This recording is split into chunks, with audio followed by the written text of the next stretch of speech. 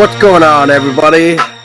This is going to be an interesting roundtable discussion where technically this was one of our guests' ideas, but he put all the weight on me. So hopefully I do good. So everybody just applaud for me. Yay! Okay, now that we got the applause out of the way, and thank you, just calm down, go sit down. Anyway, I am Paul Dolsky. I'm here with my fiance, who is actually in the kitchen, but she'll state her name in a minute. But anyway,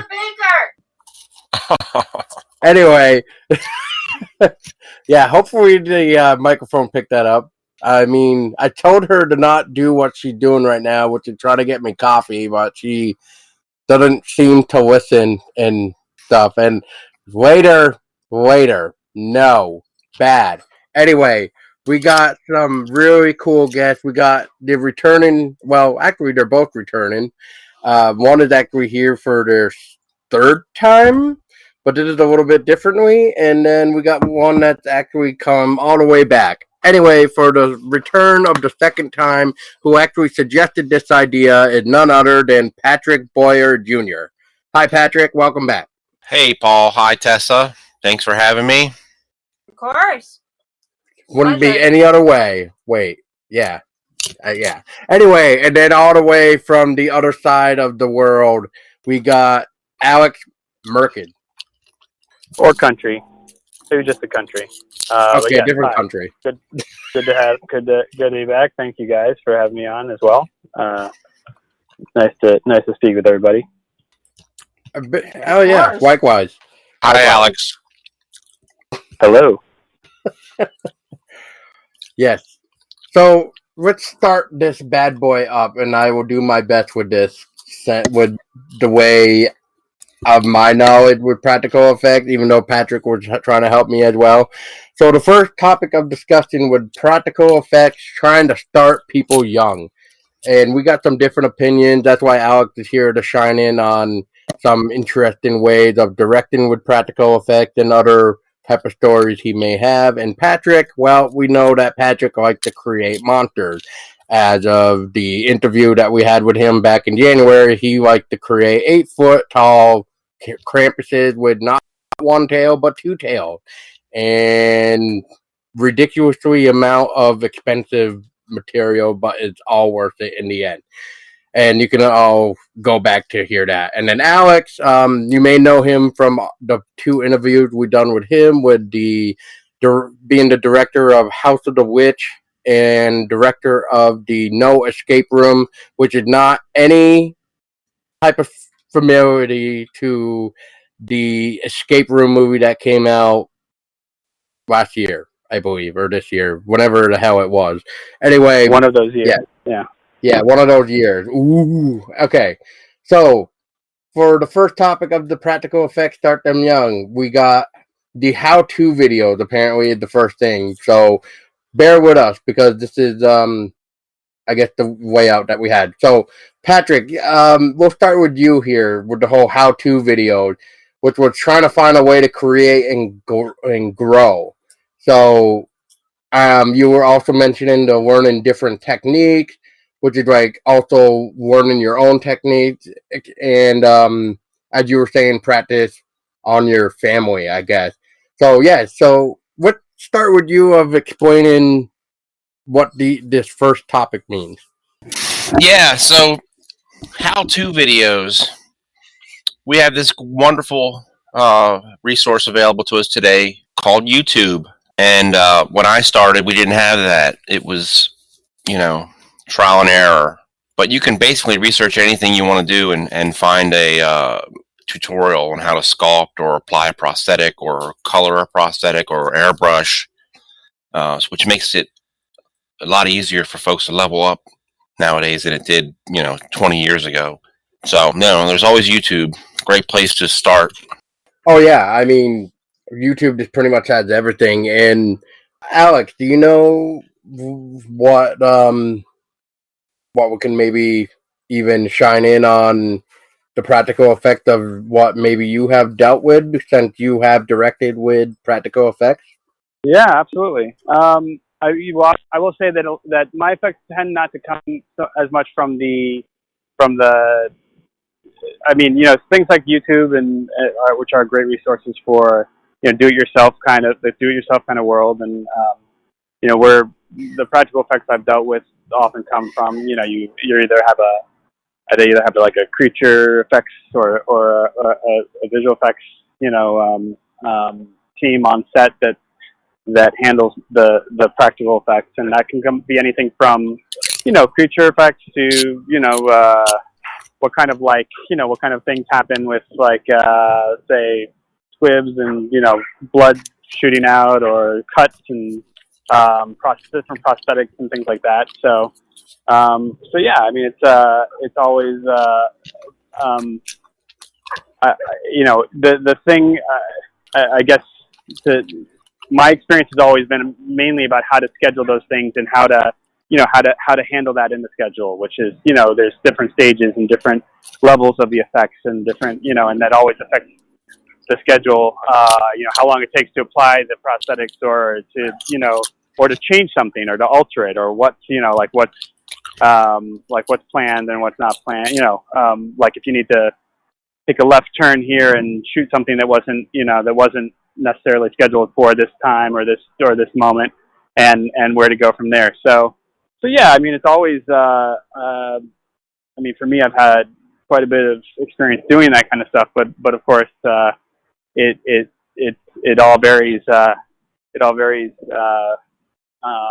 with the need of the project. So yeah, I don't know how much I could weigh in on so much on the YouTube do it yourself stuff, because I've definitely come from a different space in those kind of practical effects.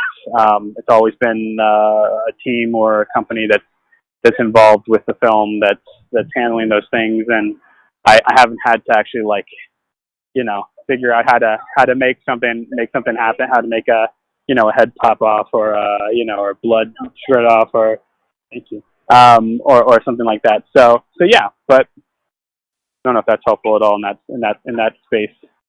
No, I mean, I think what you're saying is accurate. I mean, I'm somebody who doesn't know how to do that thing either, and it's one of those things like Patrick here might actually know, because I mean, I haven't seen all the work that he's done, but he had to have had a project where he's, I don't know, blown a head off or something to relate to what you were saying. If Patrick would like to shine in at any point in time too, to maybe talk about some of the things he has learned and possibly had created himself.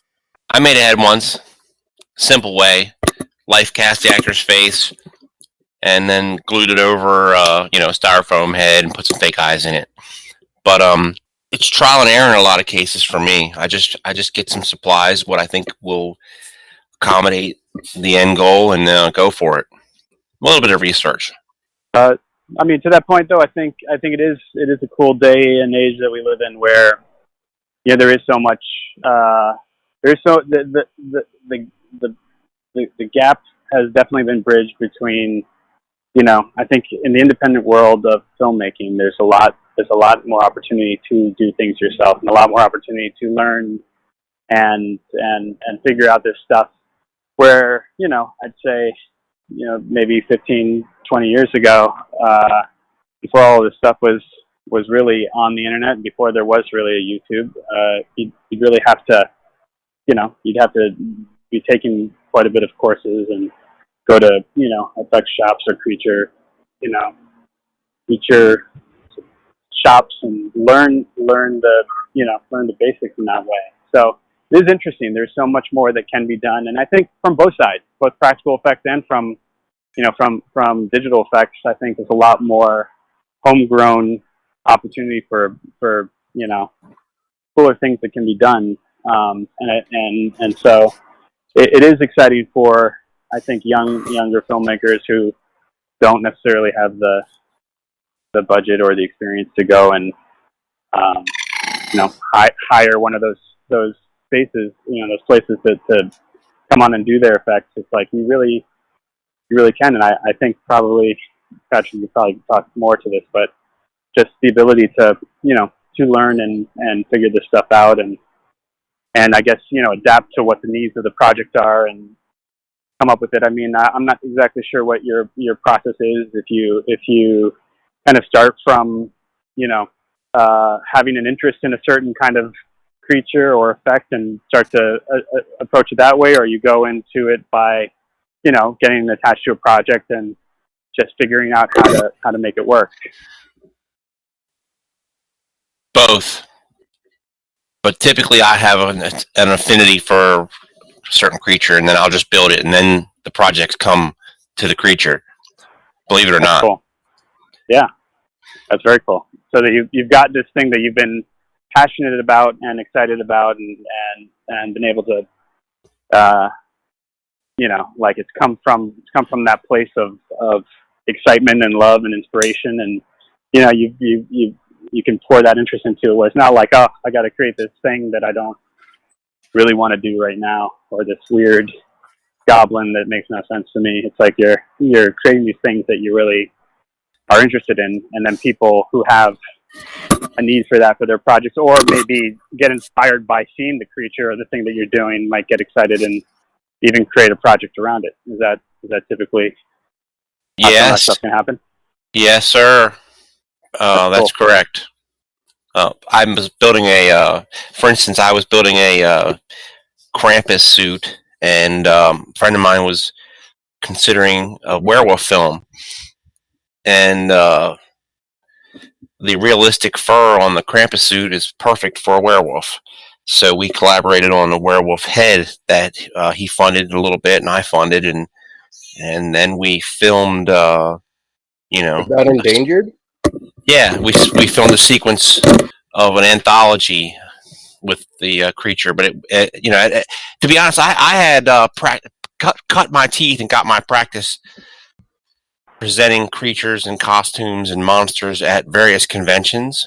And at some point, it was probably 4 or 5 years ago, I said to myself, I said, why am I spending all this money, $200 or $300? And it's great. I learned my craft, but why am I spending all this money to go up on a stage for 15 minutes? And it's cool and everybody's having fun and it's a party, but I decided to switch it to the investment on independent films, 48-hour festivals, and then getting onto TV and larger independent projects. Now I'm even That's pushing awesome. even harder. But yeah, it's conventions is a great place. Cosplay, I'm not a huge fan of the term cosplay. I've been doing it longer than the term has been around, but conventions is a great place to meet people, network, and practice what you're doing. Yeah, that's a nice little segue to Alex when it comes to the funds for directing your film. Now, when you guys are directing a film like perfect example, I guess, would be the No Escape Room, because we kind of talked about it with the gears in the water, Yeah. which was all practical. Yep. So, would you mind explaining how you guys, I guess, balance the funding for the practical and what you had to maybe do or take away to make it happen? Yeah, totally. I think a lot of actually where, in that film, when we were getting ready to do that movie, a lot of the decision making about where to film it and which, we actually ended up going to Canada to film that movie specifically with a company and producer who was very experienced in actually building, real escape rooms. And the producer was also a production designer on the film, because he had that experience and was so experienced in creating all these sort of practically working things for whatever those specific spaces needed. So we definitely want to do as much as we could practically, and we went into it knowing there were going to be some really interesting, things that we'd hope to, kind of have the house itself have this sort of inner clockwork working gears and things, and that, or doors that open in ways that seem odd, or picture frames and bookshelf doors and that kind of stuff, secret passageways, but all that kind of stuff where, and in between the walls having this sort of gear like clockwork that was sort of constantly shifting the physical space of the house around in interesting ways. So So, you know, when we went into that, you know, that again, it's like we looked at different production companies and places where we could film it, and specifically chose this company in Canada where the producer slash production designer had all this experience, you know, previously building real rooms, and so that led into, I think, that decision to kind of take the film there and make it with these guys and put the budget into that. And yeah, there was definitely a lot of times where we look at like, is this something better to do in VFX later, or is this something we can really pull off and you know, practically and make it, you know, make it really go a lot further than maybe what we'd be able to do later down the line with VFX. So yeah, we, you know, there was a lot of like, we found a really cool old house, Victorian style house that we started with, and we built sets within that space. So we built like shifting bookshelves and things like that. But then we had this one sequence that takes place in a little stream, and actually was not in the script when we first went down there. I walked around the location. I really liked this specific spot. We had wanted a scene in the vein of this, but we just hadn't, you know, figured out what it was going to be yet. When I saw this little stream that was right outside of the house itself, I just started thinking about how cool it would be to really see like that the clockwork and gears that are sort of shifting and affecting this house were really like their roots, you know, spread much further than just the physical house itself. Like it goes further out. You can see, almost like you can see this, like these gears that would crest the water like a sea serpent or something, you know, like the back of a sea creature. And so I wanted to do something like that, and I started talking to the producer slash production designer, and he just dove into the concept of it and figured out how to, you know, get it done. And then you know, like a week later, I started getting these really cool tests that they were doing on it, after we had kind of gone back and forth on some of the design elements of it. And I was just blown away by what he was able to do. You know, these guys had you know, so much experience actually, like just, you know, going out and problem solving and creating things that, you know, for those rooms in the first place, that it was just really, it was amazing to actually, like, you know, dream something up, write it in a script, and then see it a week later, like being tested in an actual like water with these hydraulics, and it was amazing. And I'll send you actually the video of the tests that were sent to me, and you can take a look at that, or some of the videos from set when we were using some of those practical effects. So if you want to post that, I'd be happy to let you take a look at that. But it was really cool just to be able to do that. I mean, it was one of the cooler, I think, practical effects experiences I had. In the previous year, I with House of the Witch, I got to work with Robert Kurtzman, who's a legend in the field of creature effects, so that was a really awesome experience as well. But this particular like thing with the gear and the hydraulics, and it was like something you might see on a ride in, like, you know, Disney World or something. It was just really a cool effect where they had the gear that just, you know, it spins and it comes up out of the water, and it's like you just see it and feel that these like bigger clockwork is like underneath the water and underneath the ground in there. So anyway, I'll send you those videos. I think that's pretty cool to see how it kind of came along, you know, the process. Oh yeah. Now, I think you might have already mentioned it, Alex, but forgive me if you did already mention it. But how you said it took them a week to build this, the gears and stuff for the water? Yeah, this particular one, they, you know, I think we spent a couple of days like back and forth on some of the design elements of it.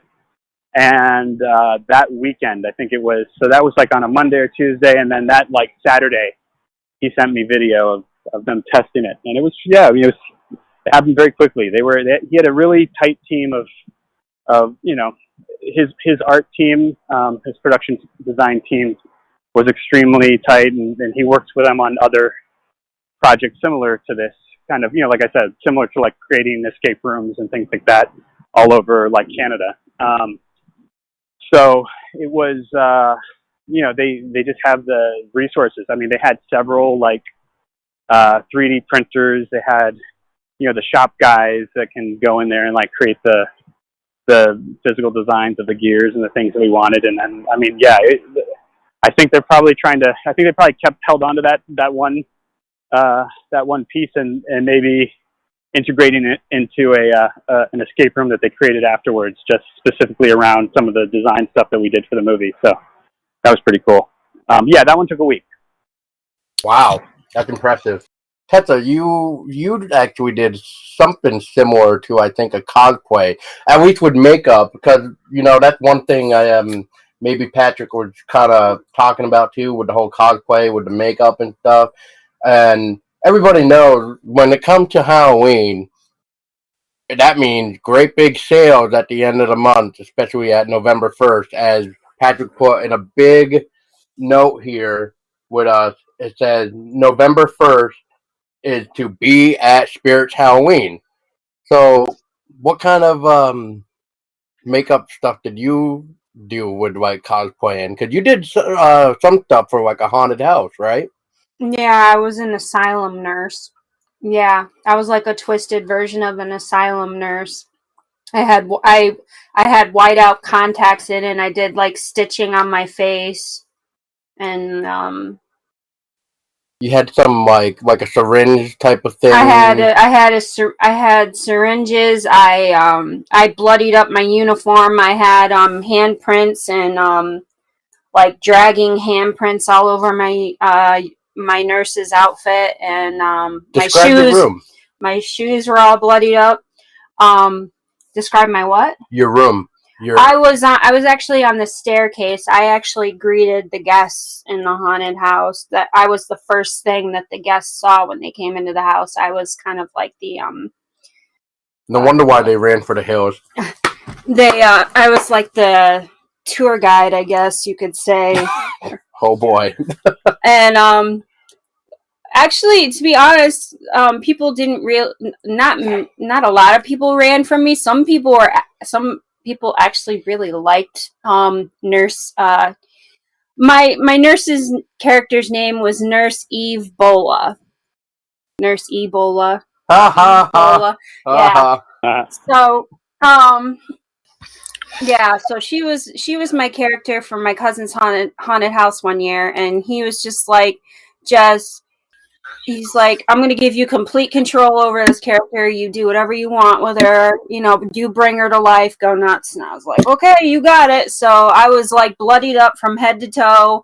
I even had the surgical mask on my face, and that was all bloodied up and everything. And they put me in the staircase, and they put black lights on me and stuff. So when I raised my eye level up and I looked at people, my eyes really stuck out, and people were a couple of people were like, holy shit, just don't look at me, please, just divert your eyes. But it was actually a lot of fun. So that was one year, and then another year I was a dark witch, and I had a room, my own room, and I actually had the main room in the house, the biggest room, the main event of the house, because I was working alongside my niece, and she was dressed up as a succubus. She had the horns, the tail, everything.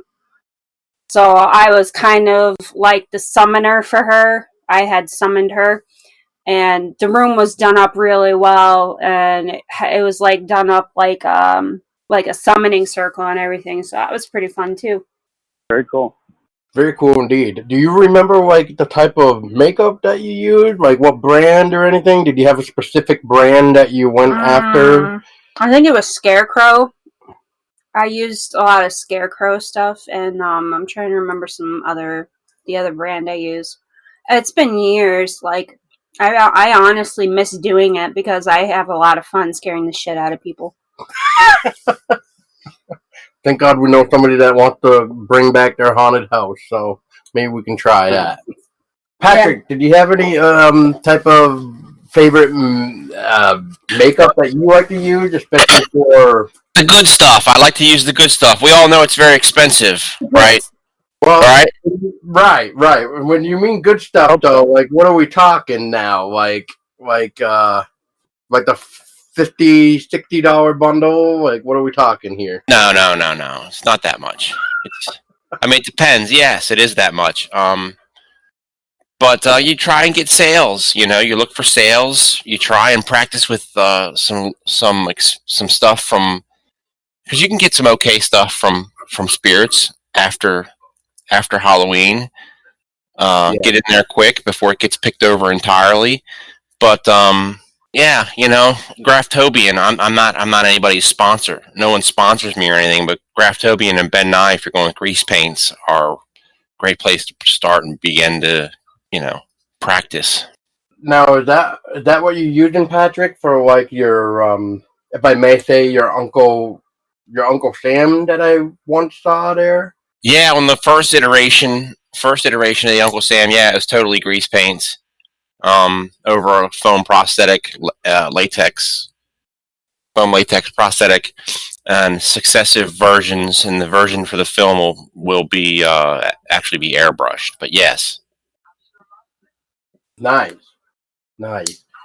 Alex, have you guys done anything with like the airbrushes on people or had? I mean, yeah, definitely. I mean, that's Robert. Like I said, Robert Kurtzman, when we were doing House of the Witch, he had a whole, he set up a whole effects creature shop on the set, and he set up a very cool effects and creature shop on the set, and he was, it's constantly like different stages of, you'd see the boils and the, or the face, like when the skin's kind of peeling off when she's screaming in Darren's face later at the end of the movie, or there's all kinds of makeup and silicone effects going on with that stuff. So yeah, I mean, that one had a ton of practical effects in that department. It's very cool to see how you can kind of whip some of that stuff up right on the spot, and make those changes and stuff. But it's definitely a very time consuming process. I mean, these are the things that like you can't exactly like shift, in the middle of filming and then just go do a scene that takes place before, let's say somebody's face starts to fall apart or something happens to them, and some big physical alteration that's like happens, that evolves over the course of the film. It's like you have to allow for the time to go from stage 1 to stage 2 to stage 3, and it's complicated to kind of, balance all that stuff out with the schedule and not, and especially when we have different actors in different stages of like we had one character who he had to turn into like an old woman, and that, and her arm peels off, and and she looked incredibly creepy. Yeah, we called her. She kind of had this like ET old lady look after going through the process. But it's a very it definitely throws a lot of wrenches in the flexibility of your schedule. So I don't know, Patrick, how do you find the scheduling of your projects when you have to take on, I guess the kind of practical effects that really, I mean, I would imagine you've done stuff where the person sort of, there are stages to their, I guess, evolution of whatever they look like throughout the film. How have you found like the scheduling for some of that stuff, or the moving from one stage to another? There's never enough time. There's never enough time. No, it's yeah. There's zombie films. There's typically stages, and we've done some things of the infected moving through the various phases of the virus. It depends on how many folks you have to do. At one point, we had 100 and some folks we were moving through these various phases. It was crazy. Film never got. Yeah, the film never got made. Never got finished anyway. But we had a great time learning about zombie effects. Patrick, I guess what has been one of the brutalest, maybe, well, all right. Yeah. So, what has been one of the hardest projects you have actually had to do in a limited amount of time frame? And is that based on the fund that you had, or what did you have to do to even complete it? I'm kind of curious, Patrick, what your hardest one was. Man, I don't even know. They all have their difficulties and their nuances, you know. And So, I've moved more to fabricator and talent at this point. I haven't really uh, the last makeup effects things I've done have just been zombies, and I could do zombies till the day I'm dead, and they'll look fantastic every time. You know what I mean? what's some of the type of monsters? Because I know we kind of mentioned it before, but with you. But what are some of the monsters that you would like to create versus what you have done? Wow. Right now, I'm drawing and researching for a animatronic silicon rat in the vein of the Howling type werewolves. Ooh, Yeah, that's kind of what I'm.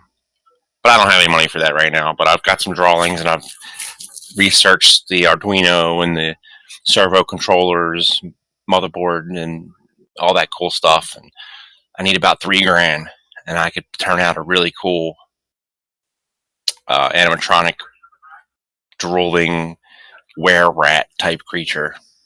That's kind of what I'm thinking about now, but haven't really started it yet.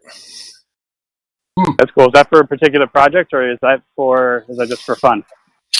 That's one of those things where I pretty much build it first, you know, put up the stadium, and then if you build it, they will come. That mentality. There's some folks that have been like, yeah. There's a friend that's got a rat short that said, "Hey, I'd like to see what you're going to do with this." And then there's some other folks that are like, "Hey, this is pretty cool," and it would be hard. I'd be hard pressed to spend $2 or $3,000 and then with no investment whatsoever. But we'll see how it goes. if memory serves me right, Patrick, wasn't one of beside the Krampus, one of your other expensive creation was the alien from? Would that be also from Abducted? Yeah, I didn't create the alien on Abducted. That was actually ordered from RB Effects in Hollywood. Uh, the the prosthetic itself was almost $1,000. And Oh, then right, right. it was just applied to me. Yeah, right. I'm getting it confused with you being you were acted as the alien, if I remember right. Yes. And then I don't. Crap. I'm trying to remember Tom thing. I don't think it was you that did the UFO, right? It was his other friend there. It was his it was his friend. It was actually a friend of ours father who put that beautiful UFO together.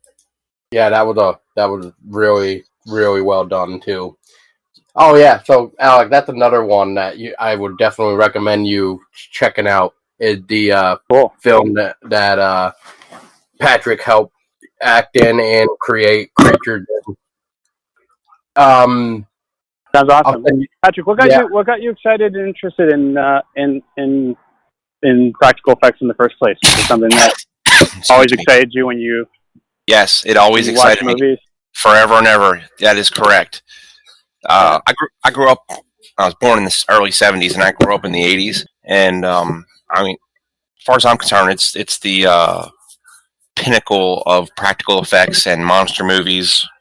Were early '80s, all the way early '80s, all the way to the early '90s, and then everything started to kind of change. But I grew up with Time Bandits, and I grew up with Silver Bullet, and I grew up with Fright Night, and I grew up with 976 Evil, and I grew up with Phantasm and Beastmaster, and I could go on and on. Yeah, great stuff. Right? I could go on and on. Believe me. Halloween, that's the other thing. You always see Halloween parties in films. It's over the top. So I started in my early teens having house parties. My mom got us into horror way too early and was a seamstress. And Poltergeist and Exorcist. That's cool. Yeah, it is, man. I have turned out pretty okay in my old age, but so it was yard haunts and getting that practice there. My mom was making costumes for us, the whole family at an early age from scratch. You know, she would buy the patterns and the material and make us things that nobody else had. And then the yard haunts, and then the conventions, and I always wanted to create something that I couldn't buy off the shelf, or that I didn't want to see off the shelf. You know, that was kind of instilled. Right. Yeah, it was kind of instilled in me from my mom at a really early age to create something original. But that's basically where it came. I think it's really cool. Yeah, that's cool. So I would imagine that you were always sort of tinkering around and creating stuff, like, you know, for as long as you had access to anything that could be crafted. You were crafting creatures and things that would be, you know, pretty cool, right? I would imagine. Yes, it's a compulsion. Yeah, that's awesome. Spent a lot of I mean, honestly, it's the cool thing about it is it's like, you know, you think about the stuff that inspires you when you watch, you know, movies, and how magical they feel to you as a kid when you're watching these things, and when you get to actually be in the shop creating the magic and putting it all together and designing it really too, you know, the things that are going to scare people or inspire them, or, you know, I think that's just such an awesome place to be. And it's definitely, when I was younger, before I even knew that I wanted to like direct movies, I was drawn to anything that had to do with like practical effects or VFX, like any kind of, you know, creature shop stuff, anything like that just got me so excited and inspired. If there was any place that I'd want to be, that if I wasn't making, you know, directing movies, it would be in that kind of a space. So I totally get the passion for that, and that's really cool. Oh man, I remember the concept of chroma key green screen when I was younger. You know, I give myself away. I'm 48, right? But when I was younger, the concept of green screen, being able to film and then transfer that shot onto any background was amazing. Well, just in the past year, I've had several amazing green screen opportunities on larger projects, and it's living the dream, and you've got to chase it in order to capture it. It's amazing to be able to do that stuff. Yeah, it's. I always like pinch. I know exactly how you feel, because I'm constantly like, man, I'm on the set doing this thing right now that that when I was younger, I just like, this is all I ever wanted to do, all I ever wanted to spend any of my time doing, and now I'm here doing this, and I mean, it's good to keep that perspective, because that's kind of where the moment you get kind of jaded in all of it, because it can get you know, difficult and trying, and like you said, every project is going to have a million obstacles in it and things to you know, overcome, and it's always an issue and always a problem to solve, and that kind of stuff can definitely like start to hurt it can start to kill the child in you, but it's great to keep it alive, and that's where really all this stuff, you know, I feel like that's just like the seeds for all this stuff is is that inner child that, you know, that was watching those movies that you're talking about. I mean, that's for me at least, that's where the passion for making these things comes from. So the only way to like have it not be just work, you know, but have it be like, keep it a passion and keep it something that you're inspired to do and love doing, you know, is to hold on to that. Yes, and I'm also an IT consultant, but the goal is to move further away and further into the entertainment world. Yeah, cool, definitely. Well, you're doing it, man. That's great. It's you know, it's not easy to just it's not easy to keep pushing forward with this stuff and to keep creating these things, and yeah, you know, and that's especially like you said, it can get pretty pricey, and it can get, you know, and especially when it's not like, you know, it's like if you're having to figure out how to finance some of the stuff yourself, but you're keeping it going, and that's an awesome thing. I'm gonna watch House of the Witch tonight. Cool. I hope you enjoy it. I will. Yeah. I'm sure I will. Speaking of House of the Witch, Alex, since I think I have the DVD with me, but I think you just have the case. Yeah. I'm trying to remember, did House of the Witch have any type of practical effects in that? I'm trying to remember. Yeah, a lot of practical effects. I mean, Those, like I said, those, the witch herself is like I said, Robert Kurtzman was on set creating his creature effects shop, and Right. everything you're seeing makeup wise, these are all practical effects. He even had his son down at one point, a scene that got cut, but he was walking around in a full on like zombie suit. I can see some of that video too. Unfortunately, that particular scene didn't quite fit into the rest of the film, but I mean everything, like I was talking about, with aging one of our characters, into an old woman, and another guy's like skin being like screamed, literally screamed off, so that he's like turns into these like green flakes. Like that was all. These are all practical effects, like the boils on the guy's face and the you know everything. Just we had so many practical effects that literally that Kurtzman had to. He basically took over.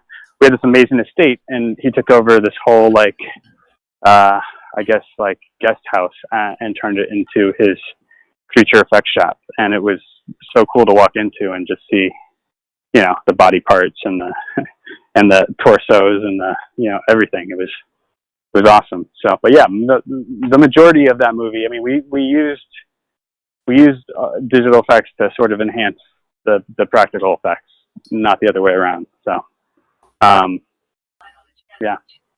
Well, what was, I guess, throughout your career, Alex, and this is going back from the beginning, what was probably one of the hardest practical effects that you had to ever shoot to capture in the camera? Like specific effect or like project as a whole? Ooh, 'Cause maybe as a whole, I would say House of the Witch as a whole was probably just because we had so many characters that had to be affected one way or another at various stages and different times. And when you're trying to balance those schedules on a short shooting schedule, we had, I think, I don't know, 15 or 16 days to shoot that movie. I can't remember. It was a very short shoot, but trying to balance all that with these people in various stages of the effects, and it takes, you got to get people in there hours early to get go through the works and get their makeup applied. And if anything goes wrong, or if they're off by, if like it takes an hour longer and we're waiting around for this one person's skin to be applied properly and it's not done yet, it's just like that can kill your schedule for the day. And when you so 5 or 6 characters having to go through the various stages, it's complicated.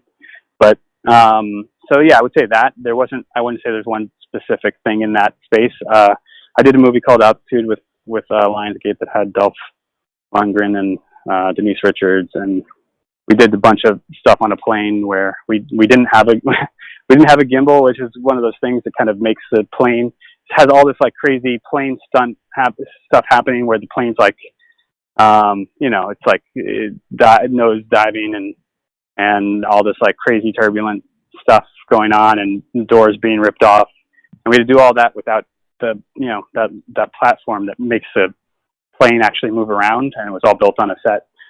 So we had like at various stages we had people like pulling filament lines to pull open the overhead compartments and have like luggage and stuff flying overhead. And at one point the plane is like flying directly upward, and a character is supposed to slide all the way down the aisle, and we had to put them on, like we had to have them on like on a pulley that we would pull them backwards. And so we're combining all these stunts with kind of crazy stuff happening from the turbulence and the wind and stuff happening. But we had to, a lot of that was not digital. A lot of that was us sort of like shaking the camera, shaking the overhead compartments and pulling luggage out of it and doing all that kind of stuff. And it was really difficult to kind of time that properly and not hurt people, and not have people seen in the frame. And so it's kind of a balancing act. It's a really crazy, orchestration of stuff. So I would say that's probably the most difficult that one had some really difficult sequences in it, but as a whole, I'd probably say the House of the Witch had the most balancing of scheduling of when to apply the effects, and effects that take anywhere from 3 to 6 hours to apply. So Wow. Yeah. That's some crazy stuff right there.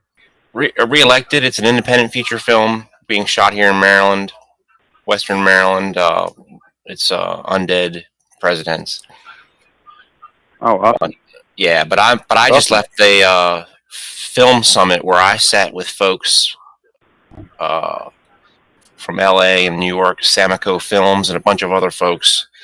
Man, I just learned so much over the past weekend. It's really kind of amazing. The film industry is it's really its own world once you dig in and start learning about it at a different level. Because I'm trying to transition out of the IT consultant arena and go full bore into the acting and effects type stuff. Oh, that's awesome. I applaud you for doing it, man. It's scary, man. Yeah, for sure. For sure, it can be. Yeah. Without doubt, it can be kind of a crazy. It's definitely like kind of stuff. You got to step out of the. You got to step away from the safety net and really kind of stand out on a ledge sometimes. But it's cool to. I think you really got to dive in to make stuff happen. You can't. Yes. I've pretty much big fish in a little pond here now in this area. But hey, I'm looking at Robert Kurtzman. I've been doing a lot of research on actors and production companies and different stuff. So this is what I've been doing. But Robert Kurtzman did the Mushroom Head. I don't know if you guys are familiar with that band. It's like industrial metal. Robert Kurtzman done all the work on Mushroom Head's videos, and they are heavy. Oh, cool. Yeah, they're heavy in practical effects and makeup effects and character effects. So yeah, his stuff is cool stuff. Is great, man. Yeah, he's he just did all the practical effects, on Haunting a Hill House, which he's now going into the next season of. But sometimes I remember when we were on set, I think he had just done Gerald's Game for the same director, Flanagan, and he was showing me all the life casts that he had made of of the actors in the movie, Wow. and they're incredible. They're like this full body, just identical life cast of these guys, and he did it again. I think he did it several times in Haunting a Hill House for some of those characters as well. It's really crazy and impressive stuff that he's got going on there. And it's like him and his assist.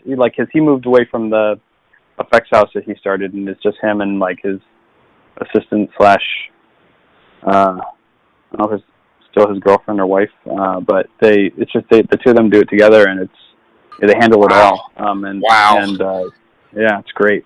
Patrick, you were mentioning here real quick about this could actually work both two ways, actually. It was you were mentioning creating props for haunted houses, volunteer work, and sacrificing yard haunt. Oh, wow. Anyway, that can also fall into the category of what do you do when you don't have material or the funds, and how do you keep active by it, which is somehow mentioned by drawing. So can you explain a little bit about that? Everybody has pencil and paper, right? Correct. Right. So, I've been doing a lot of it lately. I do a lot of graphic design too, but lately I've started drawing my graphic design ideas on paper, or, I've start with a creature suit design on paper. If you're going to build something from scratch, some folks start with a 3D design on a computer, but we're talking, we have no funds. We're talking beginners. We're talking, what can you do? As far as creature design, another little inside hint is mashups are where everything is at. So you take two things, like for instance, you have a zombie, but what is the zombie? Is he an Indian? Is he a biker? Mash up it's all about combining things, because a zombie in and of itself is just a zombie until it becomes a character, you know.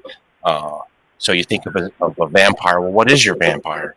He's a biker, so you start to build the biker motif around the vampire motif, and then you create if you're not ordering something offline, you're just fantasizing. You can draw whatever you want, and there are no limitations. So yeah, just paper and pen is basically freely available to everyone, where you can write down your ideas, draw your ideas, and begin. That's awesome.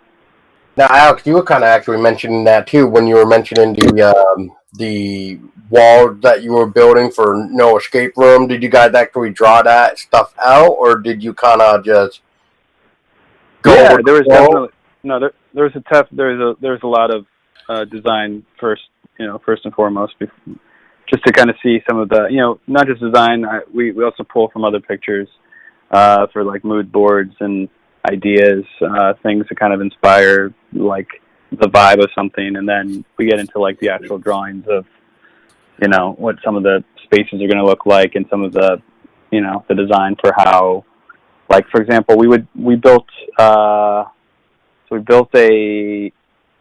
bookshelf into a wall into an actual door space that this house already had, and made it look like the same kind of wood paneling that they had in the house. And I remember the actual owner of the house walked in and thought that we had fucked up. We had fucked up his wall. Like, we'd actually like drilled into his wall and created this bookshelf that wasn't there. He's like, "Oh, I mean, I guess I like it better. It's nice, But he didn't realize that this was stuff that was placed in front of it, and totally came out of the wall.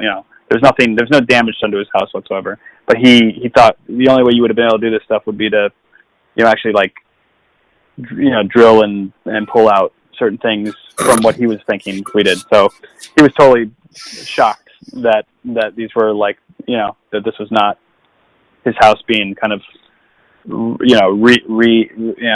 reworked entirely. But yeah, in order to fit the very specific seams and things to make it look that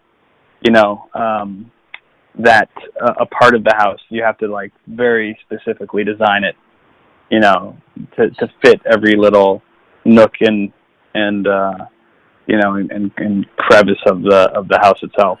So it was cool, but for sure we definitely had to design it, especially because we had rooms that we would then build new walls and spaces within, so that we could use a room for 2 or 3 different spaces inside the house. Because originally we were going to build the entire thing on a set, but you just can't get the same kind of like molding and texture that you get from an old house on a set, no matter how much money you spend building on it. So right.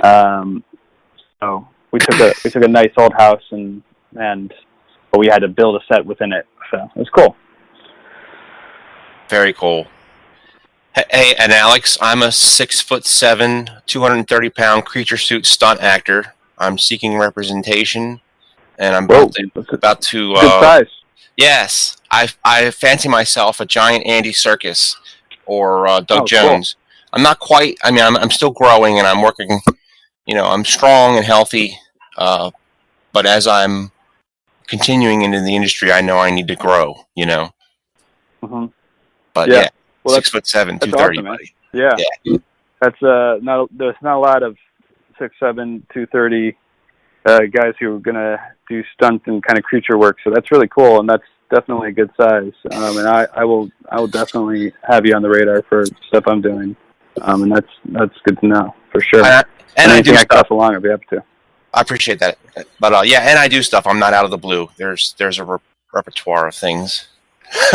Yeah, but you know what they say, man. I've done a lot of research lately. It's all about who you know and targeting. And it sounds like you do a lot of horror and thriller type stuff. Which yeah, I'm not going to get cast as anybody's father figure or doctor. And there's typically not a whole lot of 6'7" gas station attendants. It's just right. So yeah, you see what I'm saying. Yeah, totally. Yeah. Yeah. No, it's good to know like the spaces you fit in and know like the strengths and the like, and that's so it sounds like you really have a good sense of that, and it's and for sure, and it is always about who you know and what they're doing and what they keeping people in mind for the right project at the right time. So Yeah, and that's the same definitely. thing. Same thing if it goes back to practical effects and makeup effects. I have a lot of friends too. It wasn't all YouTube. It was a lot of hands-on networking with folks, either that I met from a haunt or a convention, uh, where we've shared information. So it kind of all wraps, no matter where you're talking about, at what level of the industry, whether you're talking about a casting or whether you're talking about word of mouth, someone sharing information as far as whatever, how to do something. It's all about networking. Right. Oh, totally. Where are you located? Baltimore, Maryland. Oh, cool. Cool. All right, good to know. Excellent, man. Yes, I'm very excited. My girlfriend went to sleep, but I'm gonna watch House of the Witch here. Well, I hope you enjoy it. Definitely Yeah. let me know. Nice. Awesome, guys. Yeah. I hope you do like that, Patrick. 'Cause that was actually the first movie I found at Walmart one day when Tessa. Because that's like what one thing Tessa and I just do randomly. Sometimes we just go to Walmart. If we go, we always have to go check out the movie section because that's where I found some very interesting titles. Is Walmart. Like I found the French version of Martyrs, which I'm going to put on the record right now is the only good Martyrs movie. Stay away from the U.S. version because they completely destroyed that movie. Anyway, That tends to happen. Never heard of it. Martyr. You never heard of the French version Martyrs? Oh boy, No. that's another movie I would recommend if you don't mind foreign language. So I mean, yeah, but that's where I found House of the Witch, though, Patrick. It was just right there on the shelf for like $10. I just looked at the artwork because the artwork is what caught my eye, and I'm just like, this That's what sounds they do. That's what they do to us. exactly. And it can go 50-50 after that. Yeah. Yeah, right. And like one movie, I kind of liked the artwork, and I liked the fact that it was based on a true story. It had some pretty cool practical effects in it, but did the movie really do justice? No. And I don't know if I should put the title out there like this. Hey, you know what?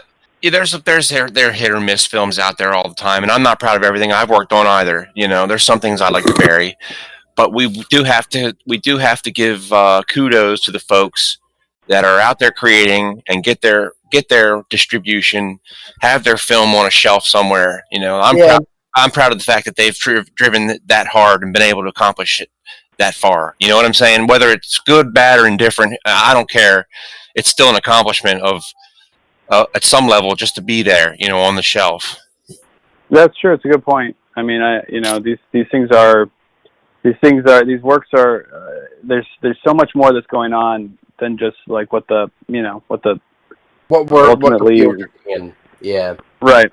So, and I agree. It's a lot of hard work. It's a lot of obstacles, and nothing's ever like there's no real cookie cutter process to any of it. And I think a lot of people sometimes think that there is, that all budgets are kind of created equally, and they're certainly not. And people have all kinds of different obstacles to whatever their project is, and like you said, Patrick, it's always it's an amazing thing just to get through it and get it out there and Totally. not give up. So I agree. Totally. But yes, networking is definitely the key to getting to know better techniques. Like I think Patrick and I were kind of mentioning earlier with the YouTube, especially trying to create like our own, well, I can't really say it because I don't do it, but in this case, Patrick can learn new technique to which create his own techniques and maybe even learn other things that he maybe never even thought of before. Totally. I just subscribed to Robert Kurtzman's YouTube channel. So awesome. We're talking about these things, and he's got an amazing YouTube channel from what I'm looking at. That, he's sick. yeah, they've already done these things. So if like animatronics, working with Arduinos and servos and or muscle wire, Flexinol or silicone, somebody's already done it. And rather than recreate the wheel, research a little and find what you need, and then go from there. Totally. I'll have to check out his channel now too. So, Oh, dude, yeah, it's Patrick. sick. It's sick. He's done everything. He's originally from K&B, so you. Oh, Yeah, yeah, he's the K in it. He's Kurtzman is the K. Wow. So Yeah. he's the freaking man. I never knew that. You only ever hear of what's his other name? I can't even remember what the other guy's name is. But you only ever hear the other guy. You don't hear this guy. He's just out there doing. So you don't need to hear about him. Yeah, he's amazing. Yep. Totally. Now, real quick, Patrick, because this falls into what we were talking about too, with the whole not having the funds and stuff for materials. So you're mentioning drawings because everybody has a piece of paper and pen or pencil or some type of way to draw something. Now, when it comes to drawing is also very therapeutic. And coloring is too. Yeah, it can take you out of the daily stresses of life. Yeah. Tessa can definitely vouch on that. Coloring is definitely It's very therapeutic for me. Good. Yeah. So. It makes it a lot easier for me not to want to strangle people. Do you have adult coloring books, Tessa? I do have horror coloring books. Believe it or not, I do have horror coloring books. I believe it. Wow. I will have to send you guys like pictures of them. Nice. I have to actually put out there real quick because I was actually surprised to even find it. But it was a Bram Stoker's Dracula coloring book that I found at Walmart for like, I forget, $15 or whatever. That was really cool. And I'm like, well, I know what I'm getting, Tessa, next time I get paid. So. Yeah, and I got a Horrorland one, and then I've got Halloween horror, haunted houses. Don't you have one called like The Beauty of Horror, or is that one that's on our list for you? Must be on the list for you. I think that's on the list for me. There's like a Beauty of Horror one. There's like Beauty of Horror 1, 2, and 3. Yeah, and there's also that weird Alice in Wonderland one that I forget the name of it right now, but it's like really creepy. Twisted Nightmare of Wonderland or something. Yes, that's very. It's on my Amazon wish list. Yes, but anyway, so Patrick, you were mentioning though with funds? How do we stay steady with funds for our art, for your type of art project, and maybe Alex too? After Patrick shines in, maybe you can share about like maybe when you started directing, like what did you have to do to save funds for while you're waiting to direct a film or something. But yeah, Patrick, what are your thoughts on the whole finding some way to keep up with funds to at least support your art project or art habit? Me personally, I'm a IT consultant, so all my projects are self-funded. But I've recently heard of OPM. I don't know if you guys. I'm sure Alex has heard of OPM. Other people's money. I haven't really worked with that much, but having a decent job and a career, unless you're really going to go all in, it's really difficult to. You never want to discourage anyone from chasing their dreams in this industry, but I've taken the time to learn a skill, and have a first life, which is trying to get out of, but it's really what's funding and enabling second life, which is the acting and the effects and the filmmaking. And I'm pretty sure any filmmaker you talk to is going to pretty much say, yeah, we have other means of income, or have another skill set. Don't expect to go out there and be Robert Kurtzman. but also on the other hand, don't not expect to go out there and be whoever you are. But it takes lots of money, and you got to be able to pull it from somewhere. And I've always been fortunate to fund the things that I've been able to create on my own. I'm not a huge fan of those, crowdsourcing campaigns. Right. Yeah, I agree with you. Yeah, I mean, it's for sure. I wholeheartedly subscribe to OPM. I'm all about it, but for sure you can't always rely on that. And when I was getting started, I started off doing whatever I could in media. I found a position at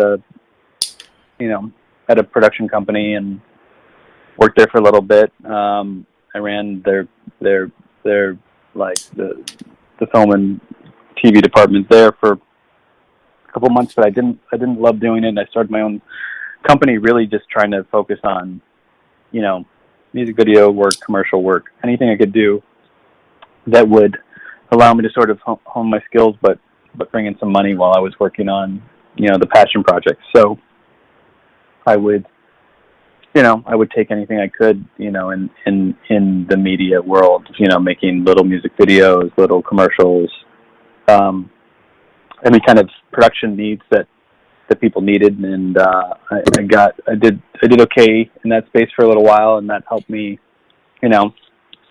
fund the lifestyle and learn more about my techniques and things. And then while I was doing that, I worked on a script that I wanted to use as my calling card to kind of break into the industry, and had the good fortune to really, to make that short, and then it did well. It worked. I got some good attention from the studios and from managers and agents, and that really helped kind of set the career in motion from there. So it was, but I wasn't relying all on that. It was I definitely had, the fallback of my own little production company that was small enough that, it wasn't like I had a couple people that, I was able to grow a little bit and have a couple people working with me, but it was a small enough operation where it didn't have a lot of overhead costs, and I could really, finance my lifestyle, and learn from the work that I was doing, So, yeah. For somebody like me, I guess, that if I were to start practical effects at a young age, which I know I'm going to be 32 this year, but for somebody that's maybe high school age, maybe I know back in when I used to go to high school, we used to have another section of the school that was called Stafford Technical Center, where we could choose this type of program where between digital art or video media, I think is their name, where we got to learn how to direct our own films and stuff like that. For somebody like practical effects, though, unfortunately, I have no idea if any type of high school would offer such a thing. Yeah, your employment counselor in high school is not going to say, hey, you can be a film director, or you can be at least not in these parts, or you can be a makeup effects artist. That's a specialized competitive thing that you really got to be hungry for. So Patrick, if I was a lot younger, how would somebody like me want to start start going into practical effect? If I was telling you, okay, Patrick, I'm about to practice. Yeah, you got to practice. Yeah, I agree with you. And the cool thing is, I mean, now the people growing up now, the one I think big advantage they have is we live in a time now where people can actually start to build little followings, from their from their basement or their bedroom, Totally. on social media, and they can start to show the work they're doing and learn from other people's work and network in those ways, and apply those effects and try little videos, like little short, tiny videos that they can start to work on that stuff, and people can start to see that stuff, and little communities form that way. That stuff, Totally. I don't think we didn't necessarily have access to that kind of stuff when we were growing up, but it's cool that those guys can do that now, and that's a great way to apply the practice that you're talking about, where they can really create little 1 minute videos or little short things that are cool, and people have amassed huge followings and who are super young. Like, you have these kids who just figure out their place in the world and their specialty and show people, and people watch it and people love it, and you can there are lots of opportunities to be seen and to be homegrown, so that's great. Patrick, now, just out of curiosity, when you first started doing the practical effects, what did you first kind of start learning? Like, what would you suggest? Like, if somebody who's never done Zombies, everybody loves zombies. They're easy. You can do it with simple household things, tissue papers, and your mom's leftover makeups, and some cheap latex. Zombies are the way to go. And then you can get more elaborate, and you can get some over-the-counter prosthetics. You can get some silicone. You can get latex. Then you get into blending the seams, and then you get into sculpting your own prosthetics, but that gets even more complicated. So it all depends on the level. But zombies really are where I started. I've had a love of zombies forever. Everybody loves zombies, and it's great. Grab a friend and make them into a zombie, and shoot a zombie short. I know it gets a little cliche, and people a little tired of hearing zombie, but it's really the best place to kind of practice, if that makes sense. I think you're right. No, I can definitely vouch that it seems like zombies are the easiest thing to really start on. Totally. Sure. And I mean, it may not be the airbrushes, but it would be a nice way to start, I guess, with the Well, I've totally done some killer zombies with zero airbrush. yeah, exactly.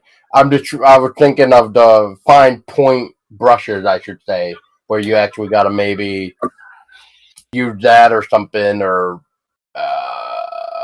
I know with some people, I don't know if you ever did this, Patrick, but when creating your zombie, did you ever have to create your whole, like, I'm gonna call it homemade stencils, and then apply makeup that way without an airbrush? No, that's not. I know what you're talking about, but that's a different thing.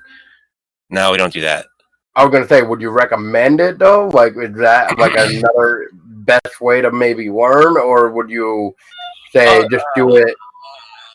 Everybody has different. Everybody learns different, and everybody has different techniques. I've never been a big stencil guy because it's a little too restrictive, and I like a little more free flow of just a grease paint on a sponge or an airbrush or flicking paint off a brush versus restriction of a stencil.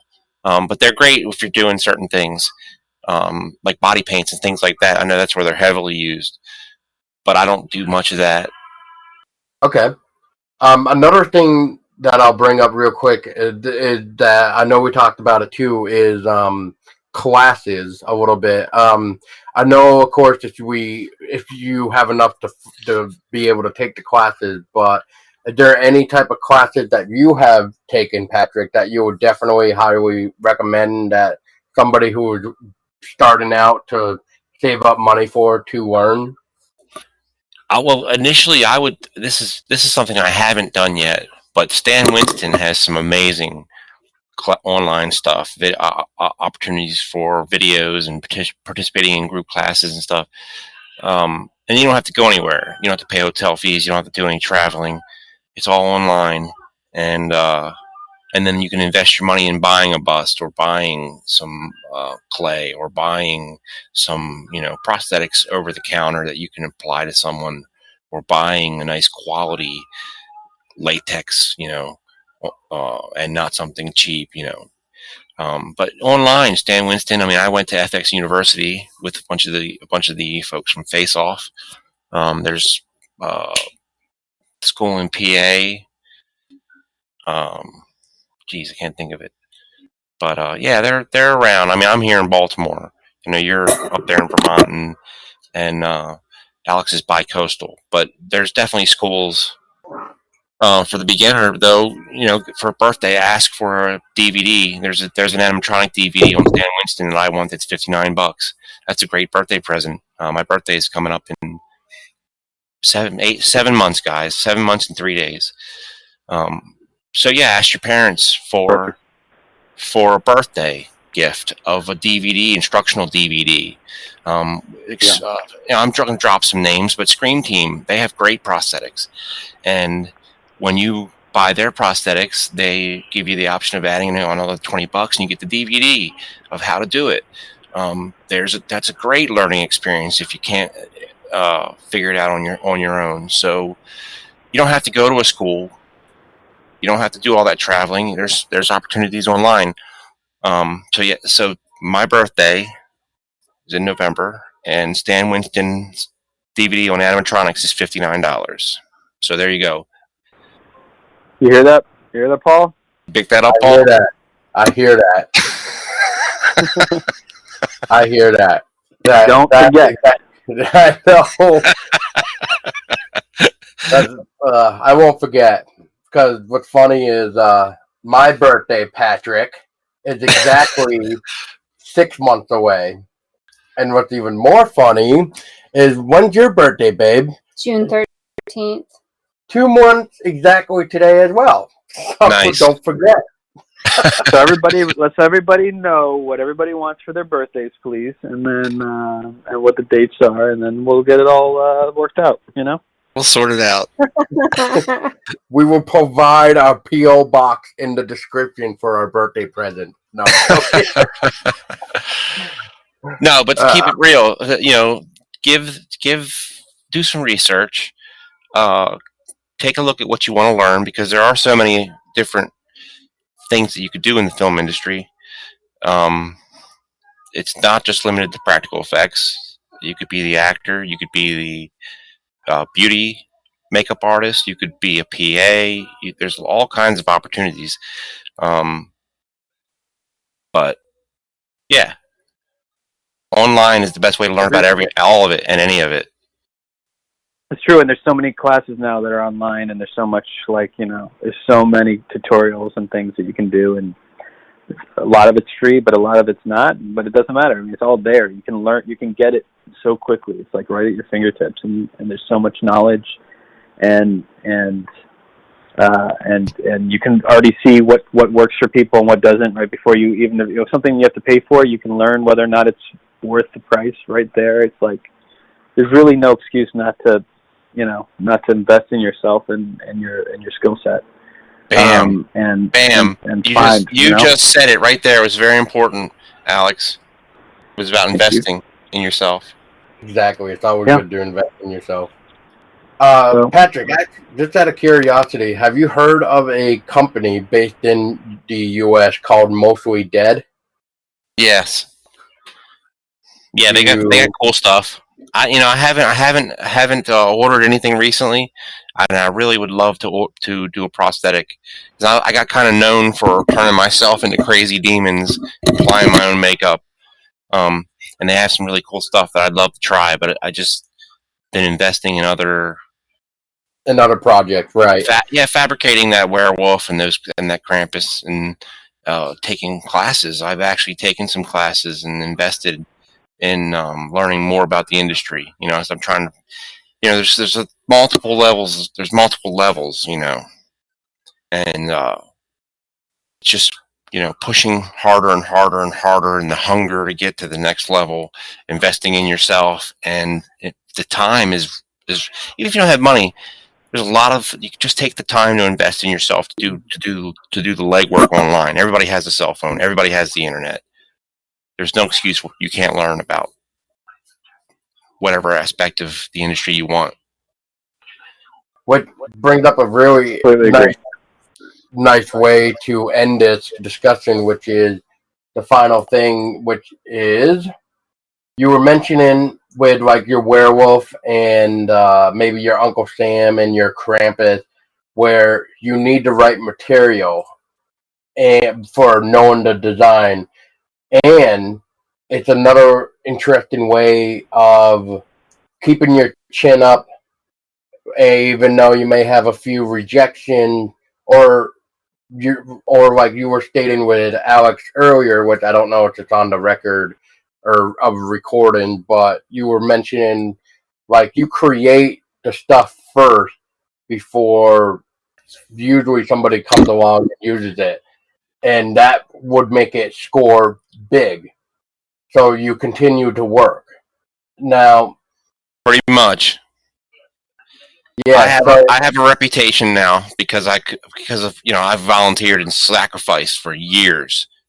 That's another whole huge right, Alex. Yeah, no, it's true. You have to. Like, I can't tell you how many times again, like the work that I would do. I started off when I wanted to get better projects and things. It's like you take work where you're not going to make a dime.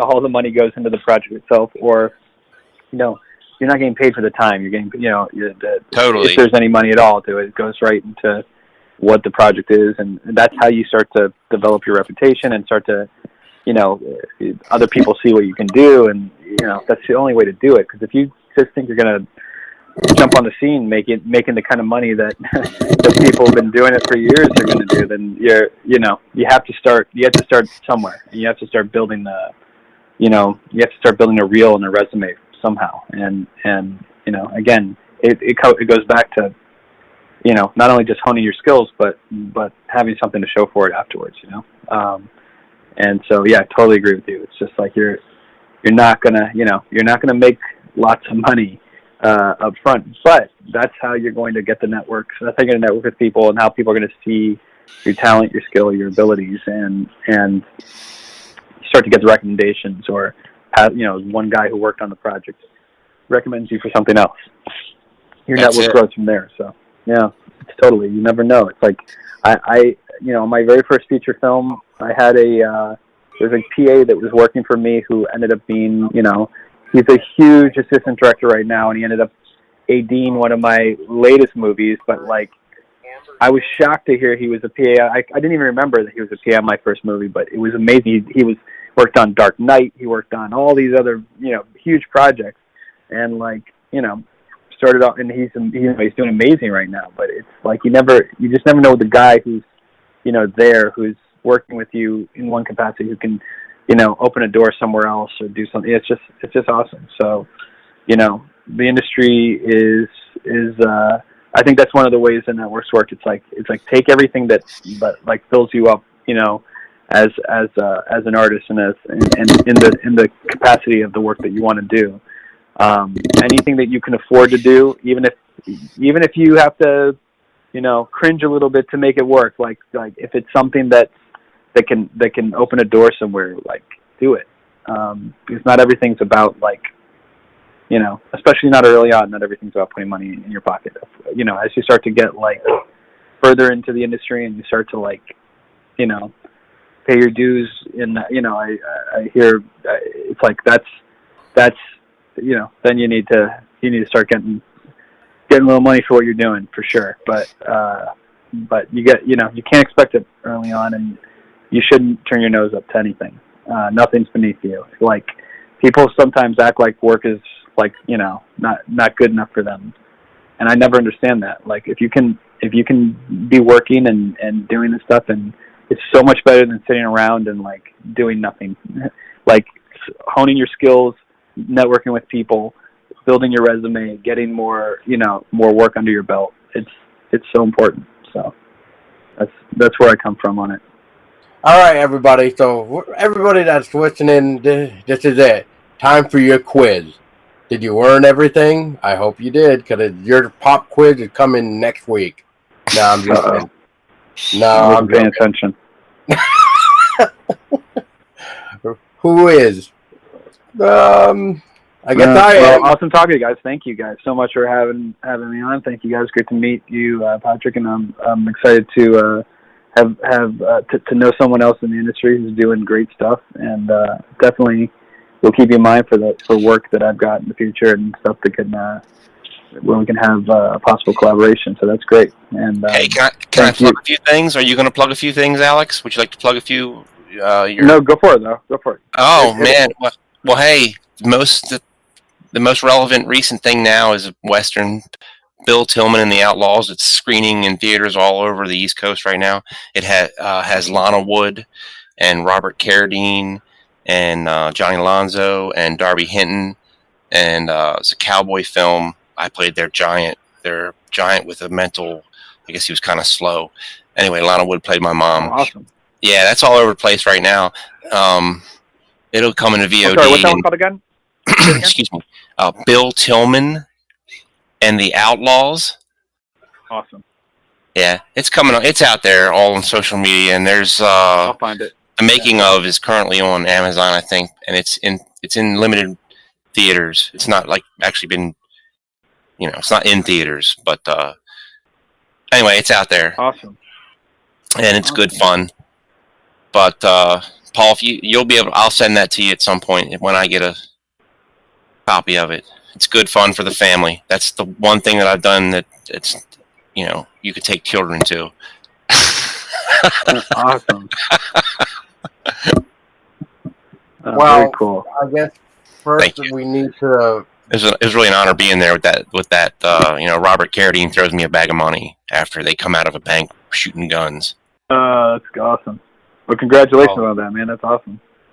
Thanks, man. I was amazed to be there. Nice. Well, thank you guys so much. And Patrick, Alex, if you have any plugs that you would like to throw out there for people to keep in touch with you guys, or at least Patrick, show off your pretty awesome practical effects, and definitely you, Alex, if you want to throw out a couple films. Yeah, I got plugged. Everybody should listen to Everything Horror Podcast. And I'll second it. I'll second that one. Yeah, you can catch me I heard it pretty bad. Well, only when I'm on it. Yeah, no, thanks for having me on. I'll be back on when the next movie's coming out, and I'll let you know. Awesome, man. Sure? I thought I told you to shut up too many times. I know. Well, I'm used to it. Everybody tells me to shut up, so it doesn't affect me as negatively. Well, that's good. That's why you just fire back in their face. But yeah, exactly. Alex, it's a pleasure to have you. Thank you again, and yeah, thanks, Alex. It's a pleasure talking to you. I look forward to chasing down some of your films.